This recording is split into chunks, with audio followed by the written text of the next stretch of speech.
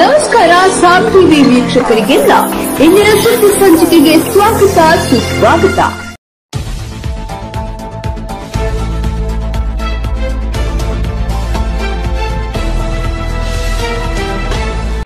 ಒಂದು ವಾಲ್ಮೀಕಿ ಭವನ ಮತ್ತು ಒಂದು ಕನಕದಾಸ ಭವನ ಇವೆರಡೂ ಒಳ್ಳೆ ಆಗ್ಬೇಕಂತ ಒಂದು 5 ಕೋಟಿ ರೂಪಾಯಿದ ಪ್ರಸ್ತಾವನೆಯನ್ನ ನಿನ್ನೆ ಸನ್ಮಾನ್ಯ ಮುಖ್ಯಮಂತ್ರಿಗಳ ಗಮನಕ್ಕೆ ತಂದಿದ್ದೀನಿ. ಗಣೇಶ್ ಹುಕ್ಕೇರಿ ಕೂಡ ಇವತ್ತ ಕನಕದಾಸ ಜಯಂತಿಯನ್ನ ಸನ್ಮಾನ್ಯ ಮುಖ್ಯಮಂತ್ರಿಗಳ ಜೊತೆ ಬೆಂಗಳೂರಲ್ಲಿ ಆಚರಣೆ ಮಾಡ್ತಾ ಇದ್ದಾರೆ.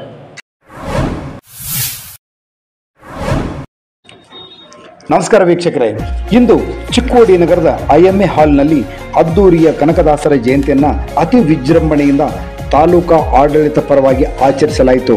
ಕನಕದಾಸ ಜಯಂತಿ ಉತ್ಸವದ ಸಮಿತಿಯ ಅಧ್ಯಕ್ಷರಾದಂಥ ತಹಶೀಲ್ದಾರರಂಥ ಶ್ರೀ CS ಕುಲಕರ್ಣಿ ಅವರು, ಸದಸ್ಯ ಕಾರ್ಯದರ್ಶಿಗಳಾದಂಥ ಸಮಾಜ ಕಲ್ಯಾಣ ಇಲಾಖೆಯವರು ಹಾಗೂ ಇತರೆ ಹಿಂದುಳಿದ ವರ್ಗಗಳ ಕಲ್ಯಾಣ ಇಲಾಖೆ ಹಾಗೂ ಎಲ್ಲ ಇಲಾಖೆಯ ಅಧಿಕಾರಿಗಳು ಪದಾಧಿಕಾರಿಗಳು ಈ ಕಾರ್ಯಕ್ರಮಕ್ಕೆ ಹಾಜರಿದ್ದರು.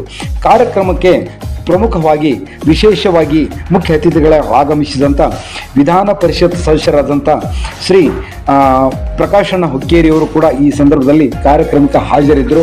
ಕಾರ್ಯಕ್ರಮದಲ್ಲಿ ಅನೇಕ ವಿಷಯಗಳನ್ನು ಚರ್ಚೆ ಮಾಡಿ ಮಾತನಾಡಿದ್ದಾರೆ. ಆ ಕುರಿತು ಒಂದು ವಿಡಿಯೋನ ಹಾಕ್ತೀನಿ ನೋಡಿ.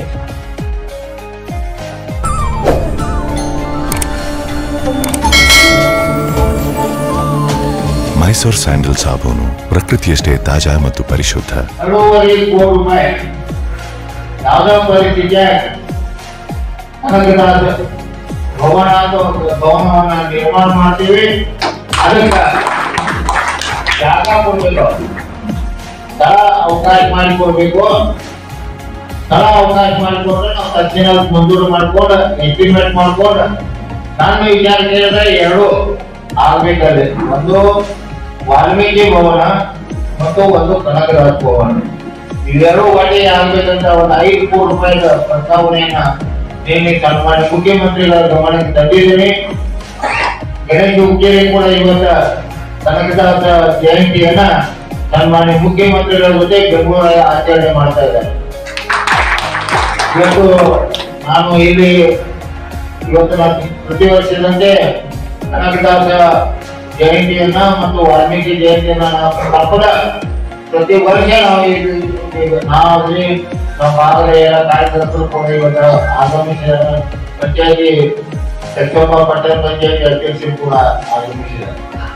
ಆದ್ರಿಂದ ಇವತ್ತು ಒಂದು ಮಾತು ಹೇಳ್ತೀನಿ, ಯಾವುದೇ ಪರಿಸ್ಥಿತಿಯಾಗ ನಮ್ಮ ಸರ್ಕಾರ ಸಿದ್ದರಾಮಯ್ಯ ಅವರ ಸರ್ಕಾರ 3.5 ವರ್ಷ ಆಡಳಿತ ಇನ್ನು ನಮ್ದೈತಿ.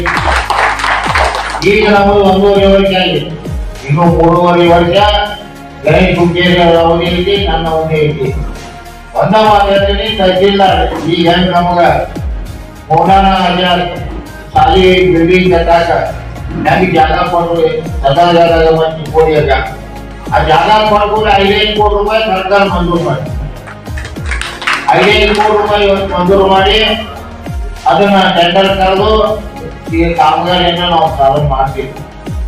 ಅದರಲ್ಲಿ ಆ ಕಾರಣ ನಮ್ಮ ಕನಕದಾಸ ಸಮಾಜದವರು ಬಹಳ ದೊಡ್ಡ ಪ್ರಮಾಣದಲ್ಲಿ ನಮ್ಮ ಸದಾ ಚಿಕ್ಕೋಡಿ ಕ್ಷೇತ್ರದಲ್ಲಿ ಇರೋದ್ರಿಂದ ಅವರ ಬೇಡಿಕೆ ಈ ವರ್ಷ ಯಾವುದೇ ಪರಿಸ್ಥಿತಿ ಒಳಗ ನಿಂಬಲ್ಲಿ ಪ್ರಕಾಶ್ ಹುಕ್ಕೇರಿ ಅಥವಾ ಗಣೇಶ್ ಹುಕ್ಕೇರಿ ಅವರು ಕೈ ಹಾಕಿದರೆ ಎಷ್ಟು ಹೋಗಿರುತ್ತೆ. ಆ ದೃಷ್ಟಿಯಿಂದ ಎಲ್ಲಿ ಒಳ್ಳೆ ಜಾಗ ಐತಿ ಅಲ್ಲಿ ಕನಕದಾಸ ಭವನ ಮತ್ತು ವಾಲ್ಮೀಕಿ ಭವನ 2 ಹತ್ರ ಆಗುವಾಗ ಇವತ್ತು ಮಾಡುವಂತ ಈ ಸಂದರ್ಭದಲ್ಲಿ ಮತ್ತೊಮ್ಮೆ ಎಲ್ಲರಿಗೂ ಶುಭ ಹಾರೈಸಿ ನನ್ನ ಮಾತುಗಳನ್ನ ಮುಗಿಸ್ತೇನೆ. ನಾನು ಪ್ರಿಯಾ. ನಮ್ಮ ವಾಹಿನಿಯ ಸುದ್ದಿಗಳು ಇಷ್ಟವಾಗಿದ್ದಲ್ಲಿ ನಮ್ಮ ವಾಹಿನಿಯನ್ನ ಯೂಟ್ಯೂಬ್, ಟ್ವಿಟರ್, ಫೇಸ್ಬುಕ್, ಇನ್ಸ್ಟಾಗ್ರಾಮ್ ಹಾಗೂ ಪಾಡ್ಕಾಸ್ಟ್ನಲ್ಲಿ ಸಬ್ಸ್ಕ್ರೈಬ್ ಮಾಡಿ. ಜೊತೆಗೆ ನಮ್ಮ ವಿಡಿಯೋ ಕ್ಲಿಪ್ಗಳನ್ನು ತಪ್ಪದೇ ಶೇರ್ ಮತ್ತು ಲೈಕ್ ಮಾಡಿ.